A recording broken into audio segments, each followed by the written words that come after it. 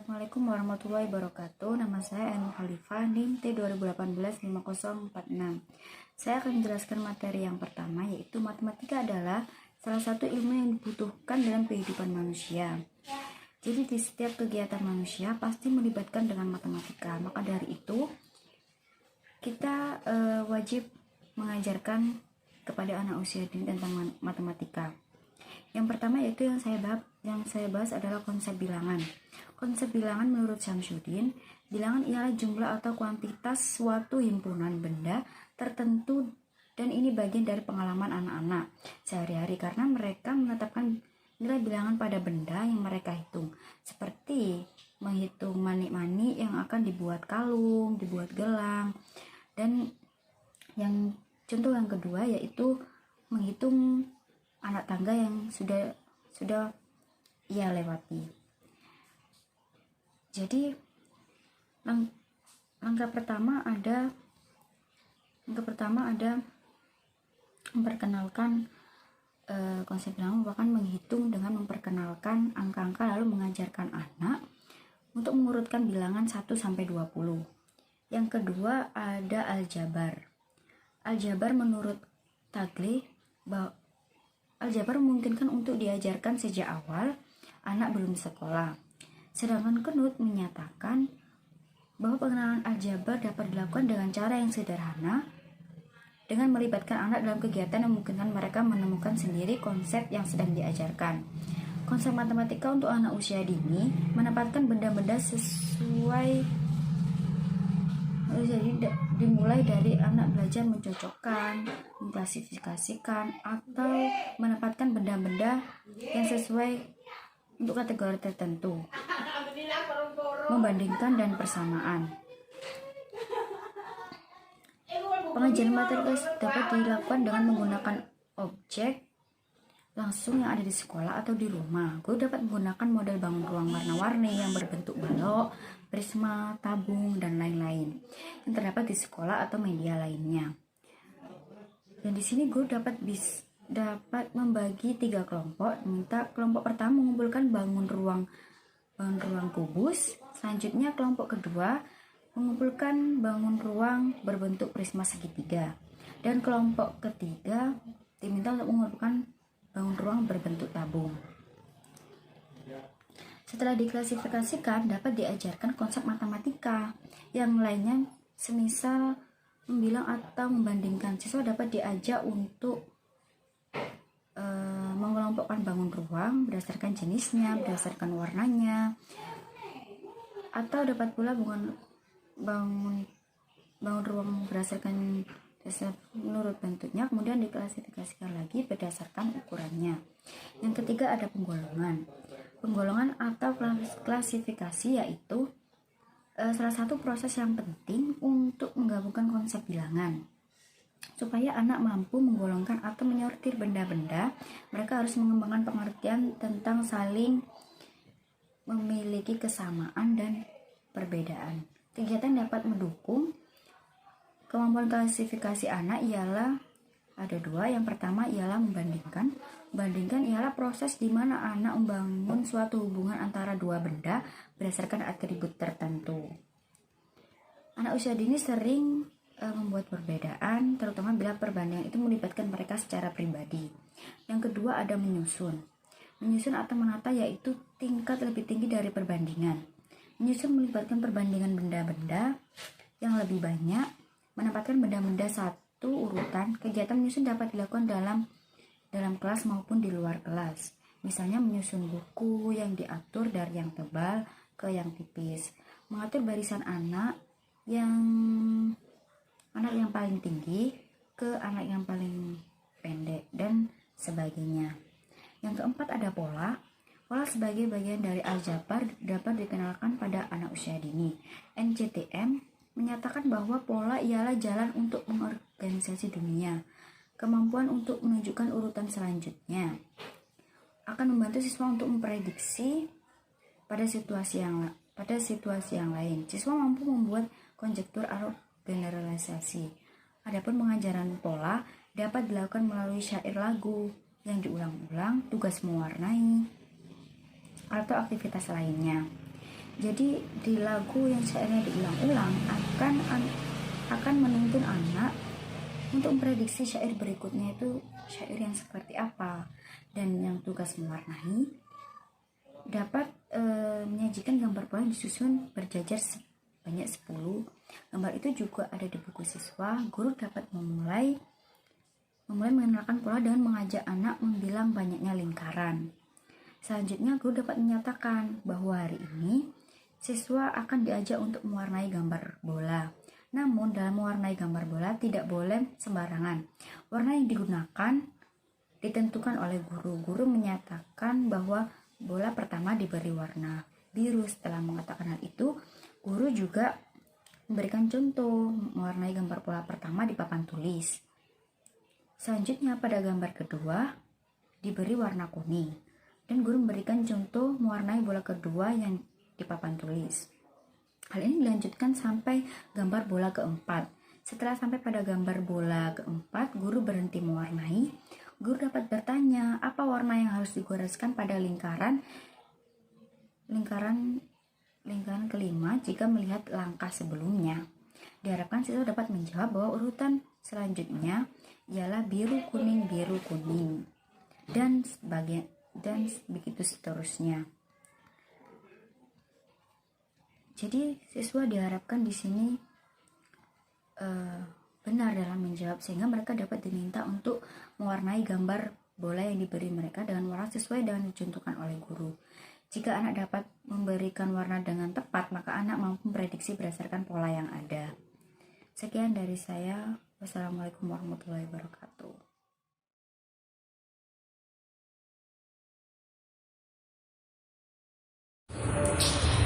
Baik, Assalamualaikum warahmatullahi wabarakatuh.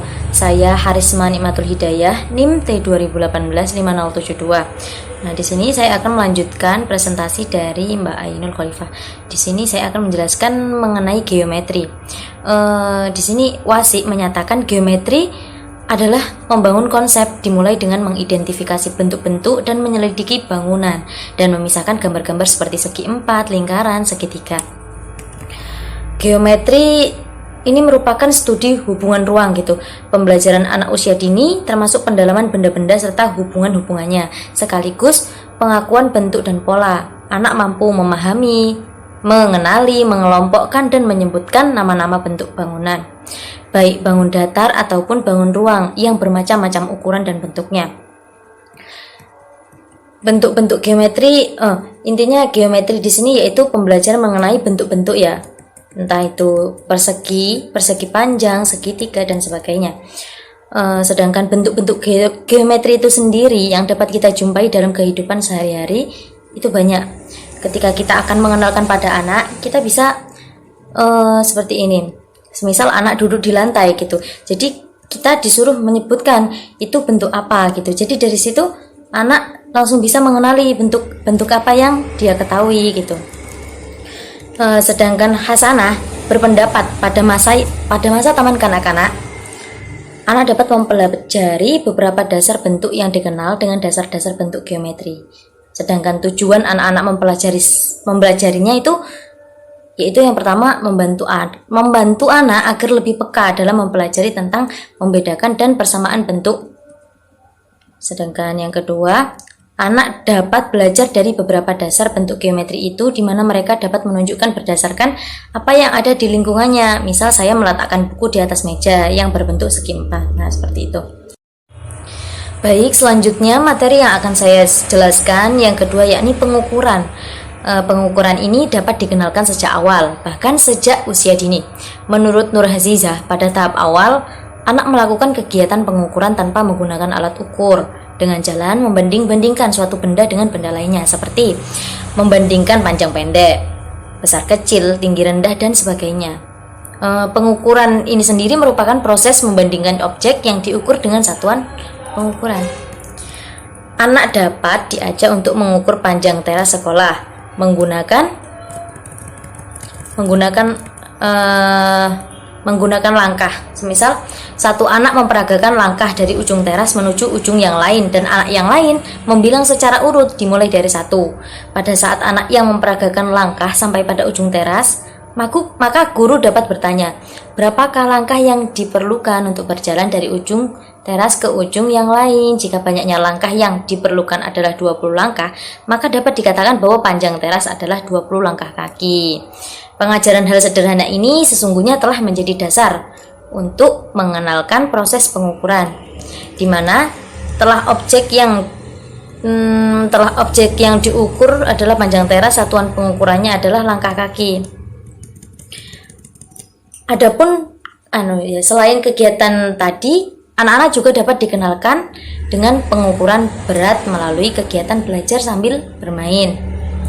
Sambil bermain dengan apa? Dengan menggunakan timbangan mainan yang biasanya ada di sekolah. Misalnya, pada sisi kiri diletakkan satu buku tulis. Anak diminta untuk memperhatikan mana sisi timbangan yang lebih rendah. Apa yang dapat disimpulkan dari kegiatan tersebut? Nah, jadi dari kegiatan ini diharapkan anak dapat menyatakan bahwa sisi timbangan yang lebih rendah menunjukkan bahwa objek yang berada di sisi kanan lebih berat. Baik, sekian dari saya. Terima kasih. Wassalamualaikum warahmatullahi wabarakatuh.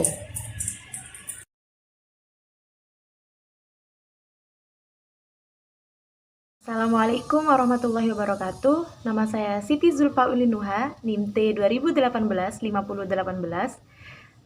Di sini saya akan melanjutkan materi tentang analisis data dan probabilitas dari mata kuliah Matematika dan Sains untuk anak usia dini. Yang pertama, teman-teman perlu mengetahui bahwa analisis data ini bagi anak usia dini itu berfungsi untuk mengetahui informasi dari data. Jadi kita menganalisis sebuah data. Misalkan kita menyiapkan tabel,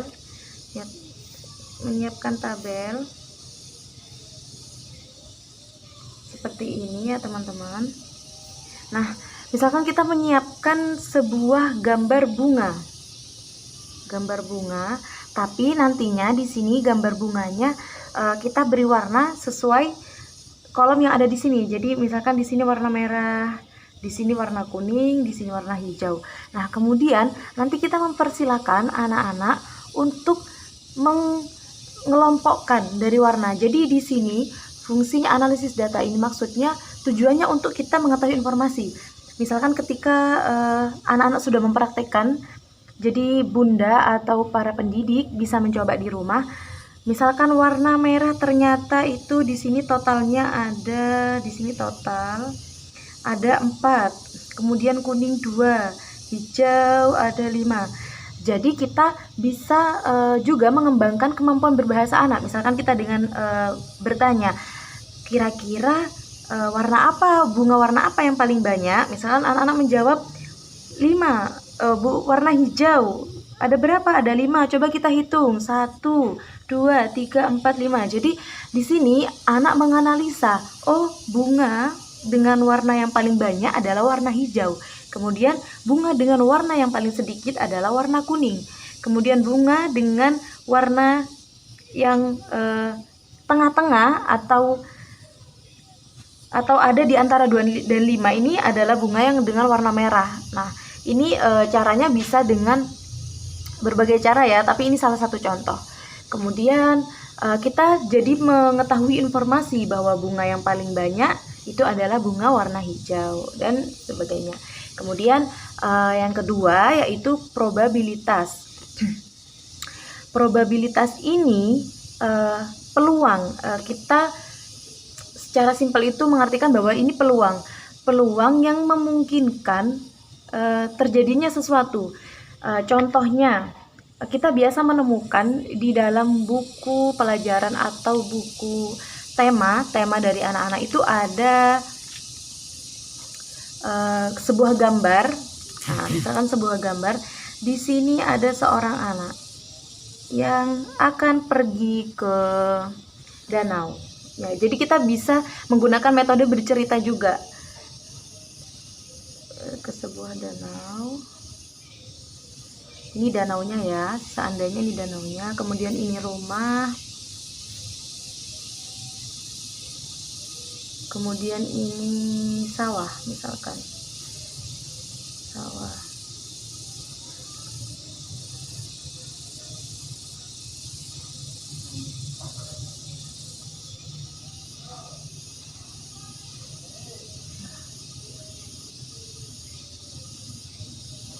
Nah, teman-teman. Nah, di sini nih. Jadi ada seorang anak yang akan pergi ke danau.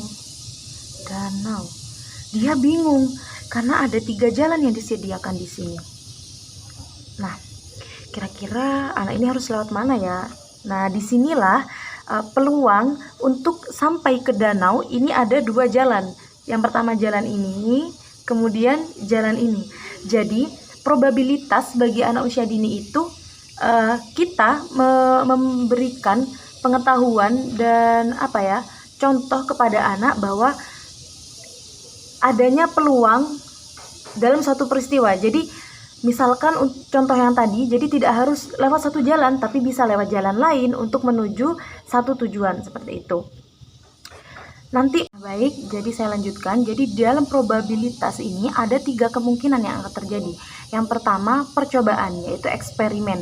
Jadi anak dibiarkan mengeksplorasi lingkungannya atau diberikan kesempatan untuk bereksperimen dan mencoba sesuatu sendiri, seperti itu.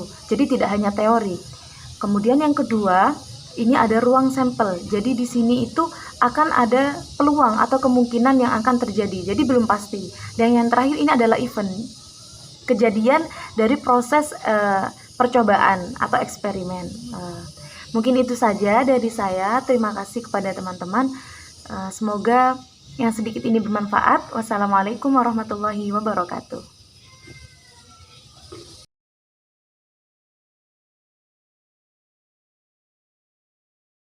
Assalamualaikum warahmatullahi wabarakatuh. Saya Vina Ziyaratul Khair, NIM T 2018-5073. Di sini saya akan menjelaskan di poin B, yaitu tentang permainan berhitung di jalur matematika. Jadi di sini kemampuan yang diharapkan dalam permainan berhitung di taman kanak-kanak dapat dilaksanakan melalui penguasaan konsep, transisi, dan lambang yang terdapat di semua jalur matematika, seperti pola, klasifikasi bilangan, ukuran, geometri, dan juga estimasi dan statistika. Nah, kita bahas satu-satu. Yang pertama yaitu bermain pola.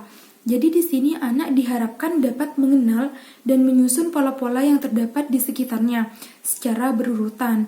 Setelah melihat 2-3 pola yang ditujukan oleh guru kepada anak, di situ anak mampu membuat urutan pola sendiri sesuai dengan kreativitas anak masing-masing.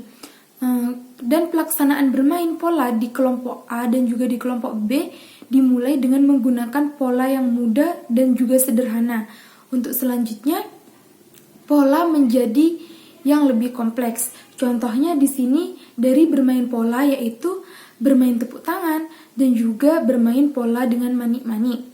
Kemudian yang kedua yaitu ada bermain klasifikasi. Jadi di sini anak diharapkan dapat mengelompokkan atau memilih benda berdasarkan jenis, fungsi, warna, bentuk pasangannya sesuai dengan yang dicontohkan dan ditugaskan yang diberikan oleh gurunya. Di sini contoh permainannya yaitu ada bermain pilah-pilih dan juga bermain di mana daunku. Dan yang ketiga yaitu di sini ada bermain bilangan. Jadi di sini anak diharapkan mampu mengenal dan memahami konsep bilangan, transisi dan lambang sesuai dengan jumlah benda-benda dan juga pengenalan bentuk lambang-lambang dan dapat dicocokkan sesuai dengan lambang bilangan. Jadi di sini contoh permainannya yaitu A. Bermain kartu, kemudian ada menjemur baju, kereta bernomor, dan juga bermain kubus bergambar. Dan yang keempat yaitu di sini ada bermain ukuran.